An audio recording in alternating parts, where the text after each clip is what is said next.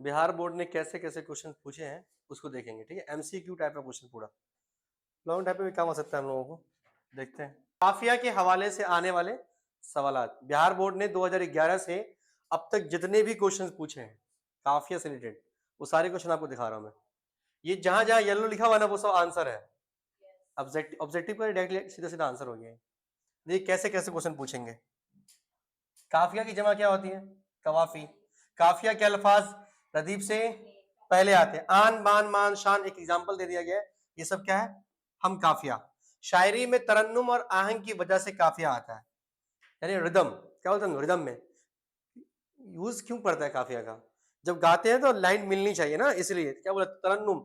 शायरी में तरन्नुम और आहंग की वजह से काफिया आता है। काफिया की बुनियादी शर्त क्या है? हम आवाज, यही ना है, हम आवाज।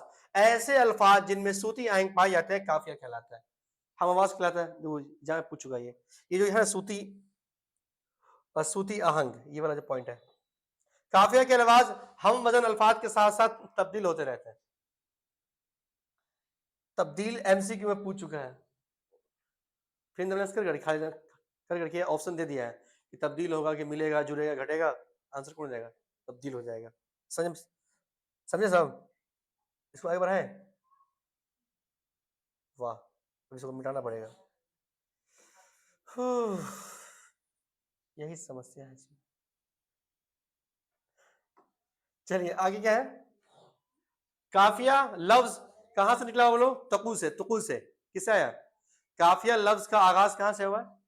तुकुल से निकला हुआ है। गजल और कसीदे में काफिया का होना लाजमी है, यानी काफिया अगर नहीं होगा किसी गजल और कसीदे में तो वो गजल कसीदा कंप्लीट नहीं होता है। और नज़म में हो सकता है कि हो ना हो, बस हम आप लोग बोले थे कल ही, लेकिन गजल और कसीदे में होना लाजमी है। काफिया अरबी जबान का लफ्ज है। किसका लफ्ज है? मतलब फटाफट लिखो, इतना को इकट्ठा लिखाते ना सब बोर हो जाता है, थोड़ा थोड़ा लिखिएगा तो बोर नहीं होगा। चलिए आगे देखिए, रदीफ के हवाले से आने वाले सवालात। किससे? रदीफ के हवाले से आने वाले सवालात। रदीफ के लगी माने क्या होता है? घुड़सवार के पीछे वाला सवार। रदीफ की जमा क्या है? रवानी। क्या बच्चा? रवानी।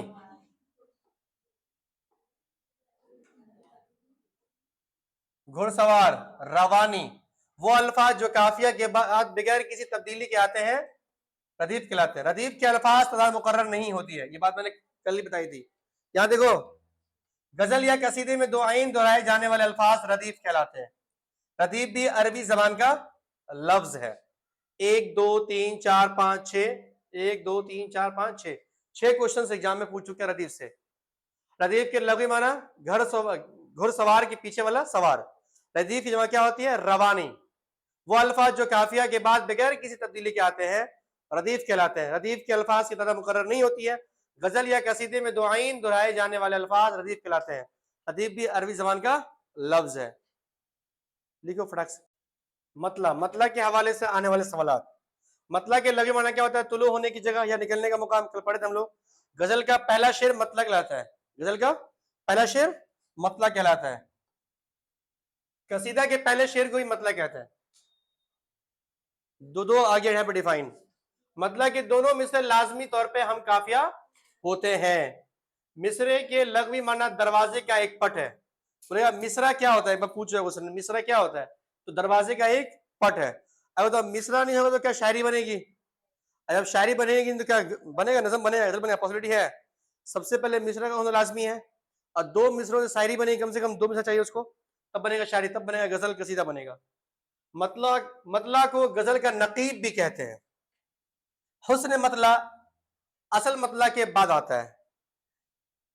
एक बार क्वेश्चन पूछे हुआ है गलती से कि असल मतला, तो वो कब आता है? हुस्न मतला के बाद आता है। अगर हुस्न मतला किसे कहते हैं पता है आप लोगों को? किसे कहते हैं? किसी गजल का जो सबसे अच्छा शेर होता है उसमें होता है हुस्न मतला, जो सबसे खूबसूरत लगे, दिल को छू जाए। ये भी अरबी जबान का लफ्ज है। इसको तो देख लो साथ में। मक्ता, मक्ता के हवाले से आने वाले सवालात। मक्ता के लगी बना होता है काटने का मुकाम, आखिरी वाला पॉइंट, लास्ट वाला बात बोल रहे हैं। मक्ता के लिए दो लाजमी शराइत है। क्या क्या? तखल्लुस का होना जरूरी है और आखिरी शेर होना चाहिए। अगर कोई शायर गजल के पहले गजल के पहले शेर में ही अपना नाम इस्तेमाल कर ले तो क्या वो मक्ता होगा? नहीं होगा। मक्ता होने के लिए दोनों चीजों का शर्त होना लाजमी है। एक तो तखल्लुस होना ही चाहिए, लेकिन आखिरी शेर में होना चाहिए। अगर आखिरी शेर में नहीं होगा तो वो मक्ता नहीं कहलाएगा। तखल्लुस शुरा के तखल्लुस के ही नाम कहलाता है। जैसे मसलन गालिब, इकबाल, मीर, ये सब क्या है? इसका तखल्लुस है बड़े बड़े शायर का। एक और होगा, अगर आखिरी शेर में शायर अपना तखल्लुस इस्तेमाल न करे तो मक्ता नहीं कहलाएगा। ये बात मैंने कल भी कही थी कि अगर गजल का आखिरी शेर तो कहलाएगा लेकिन वो मक्ता नहीं कहलाएगा। मक्ता होने के लिए शर्त है कि शायर अपना शेर के अंदर शायर अपना तखल्लुस इस्तेमाल करे। अगर नहीं करेगा तो मक्ता नहीं कहलाएगा। अगर शायर आखिरी शेर के अलावा अपना तखल्लुस पहले या किसी और शेर में इस्तेमाल करे तो वही मक्ता नहीं कहलाएगा। अगर कोई शायर सोच ले कि मैं अपना नाम बीच में बोल लेता हूँ गजल के, या स्टार्टिंग में बोल लेता हूँ, तो वो मक्ता नहीं कहलाएगा। मक्ता होने के लिए शर्त क्या है? गजल का आखिरी शेर होना चाहिए और उस शेर में ही तखल्लुस अपना इस्तेमाल होना चाहिए। मक्ता भी अरबी ज़बान का लफ्ज है। चलिए लिखिए आप फटाफट।